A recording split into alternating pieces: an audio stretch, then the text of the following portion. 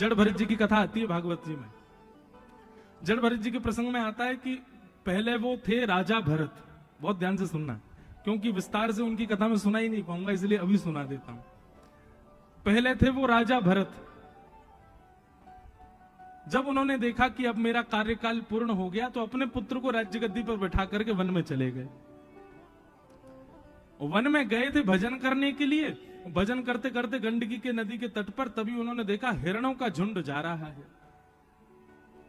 और तभी उन हिरण झुंड में से एक हिरणी जल पीने के लिए पल्ली पार जल पी रही, और वो भजन करते करते उसको देख रहे हैं। तभी एक शेर ने दहाड़ मारी, उसकी दहाड़ से भयभीत होकर के वो हिरणी नदी में कूद गई। उसके गर्भ में बालक था, भय के कारण वो बालक बीच नदी में ही उसका जन्म हो गया। भरत जी महाराज तुरंत अपनी माला छोड़ करके नदी में कूदे। हिरणी को तो नहीं बचा पाए, बालक को बचा लाए।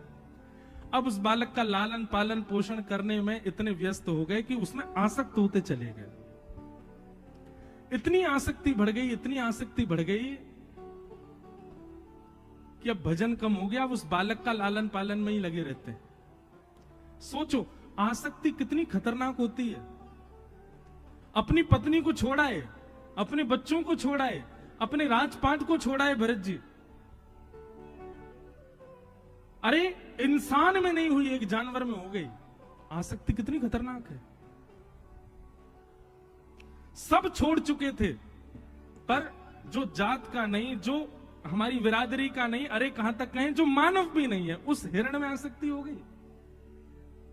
और आसक्ति कैसी हुई कि अब तो बस यही है कि अंतिम श्वास चल रही थी, वृद्ध हो गए थे, वो हिरण को ही देखते रहे, हिरण के बालक को, उसको बाहर ही ना जाने दें। अब जीव, ये जानवर को तो स्वतंत्रता प्रिय होती है।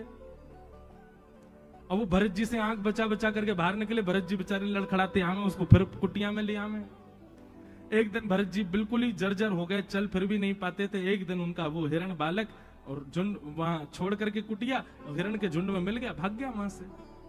उसी के वियोग में कहां होगा, क्या कर रहा होगा, उसने कुछ खाया वो भी होगा कि नहीं, पता नहीं, उसका कोई ध्यान रखता होगा कि नहीं। बाहर इतनी सर्दी पड़ रही है, पता नहीं रात में ठंड तो नहीं लग जाएगी, मैं तो कंबल उड़ा देता था, पता नहीं क्या कर रहा होगा। उसी का चिंतन करते करते करते करते भरत जी के प्राण निकल गए।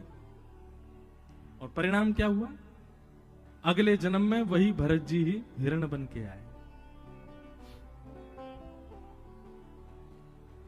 अच्छा एक बात बताएं, बुरा नहीं मानना।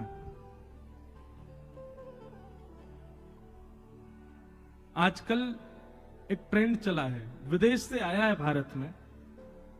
अपने बच्चे इतने अच्छे नहीं लगते माता पिता को, वो घर में पेट पाल रखा वो ज्यादा प्रिय है। एक मैं प्रसंग पढ़ रहा था कहीं पर, मुझे अच्छे से स्मृति में तो नहीं, पर याद आ जाए शायद बोलते बोलते, कि एक व्यक्ति मरणासन अवस्था में था, मरने वाला था। तो मरते मरते उसने जीवन भर खूब भजन किया था। तो नारद जी महाराज ने जब उसकी मरणावस्था को देखा तो भगवान से कहा, भगवान इसको वैकुंठ बुला लीजिए। भगवान बोले, मैंने तो द्वार खोल रखे हैं, तुम में सामर्थ हो तो इसको लाके दिखा दो। तो नारद जी गए, उससे जाकर के कहने लगे, हे भाई चल, तेरे लिए वैकुंठ के द्वार खुलवा दिए मैंने, अब तो तेरा शरीर पूरा हो गया, चल मेरे साथ वैकुंठ। तो नहीं नहीं नहीं, मैं नहीं जाऊंगा। क्यों नहीं जाएगा? बोले, मैंने इतना बड़ा घर बनाया, बच्चों को योग्य बनाया, पर ये बच्चे अभी भी थोड़े बुद्धि से कमजोर हैं, इसलिए इनका थोड़ा मुनाफा करवाऊंगा, मैं इनके पास ही रहूंगा। बोले, कैसे रहेगा, तेरे प्राण तो निकलने वाले हैं। तो व्यक्ति बोला, वो भैंस बन रही है ना, बोले हाँ, मैं उसका चिंतन करते हुए मरूंगा, उसका पड्डा बन के आऊंगा। तो उससे क्या होगा? बोले, उससे ये होगा कि भैंस का दूध बनेगा, तो ये बाहर से दूध इतना महंगा खरीद के लाते हैं, कम से कम घर में ही दूध आ जाएगा, थोड़ा तो मुनाफा होगा।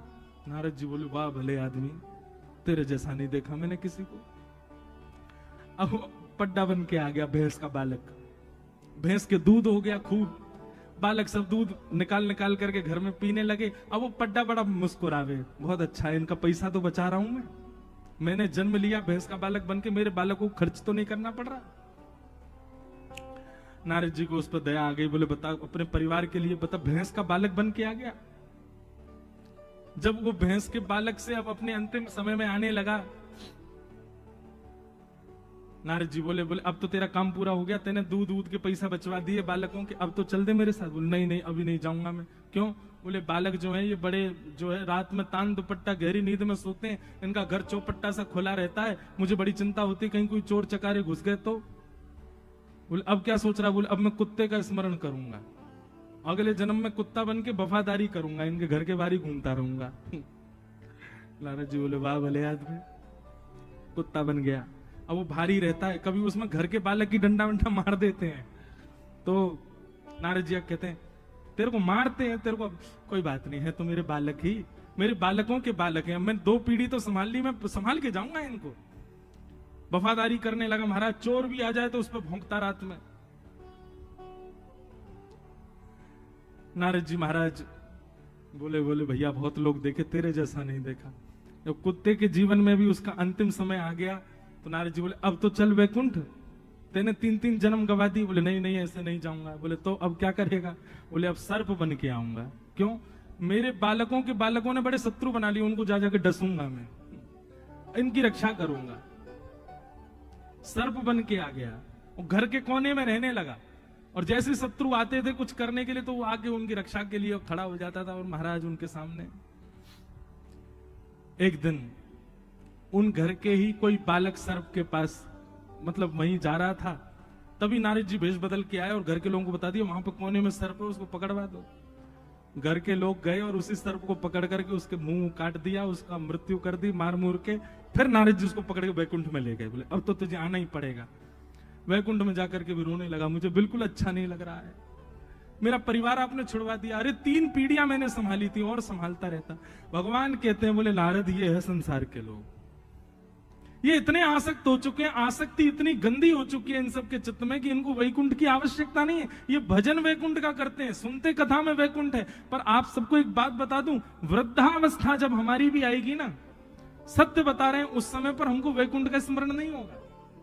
भागवत जी में कितनी बार प्रमाणित किया गया है कि भाई मृत्यु समीप आने पर भगवत स्मरण और भगवत सेवा का स्मरण, भगवत धाम का स्मरण बहुत कम लोगों को हो पाता है, सबको नहीं होता। मुक्ति की कामना सबको नहीं होती, उस समय इतनी ज्यादा आसक्ति हमारी बढ़ जाती है। तो भैया आसक्ति तो हमारे चित्त में है, ये बात तो प्रमाणित है।